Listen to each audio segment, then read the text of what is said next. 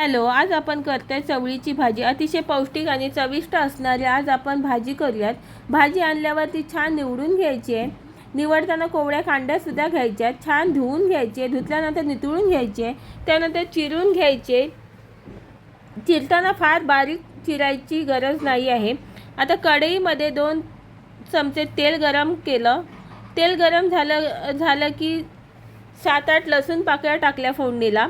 2 मोठे कांदे टाकले, 2 मिरच्या टाकल्या आणि कांद्याचा थोडा रंग हलकासा झाला की चिरलेली भाजी घालून घ्यायची आहे. छान अशी परतून घ्यायची आहे. 1-1.5 मिनिट परतून घ्यायची आहे, म्हणजे भाजी खाली बसेल. त्यानंतर मीठ घालायचं आहे आणि मस्त मंद गॅसवर भाजी शिजू द्यायची आहे. आता भाजी शिजली की वरून ओलं खोबरं टाकलं आणि सर्व पाणी आटून घेतलं आणि इथे बघू शकता चवळी भाजी तयार झाली आहे.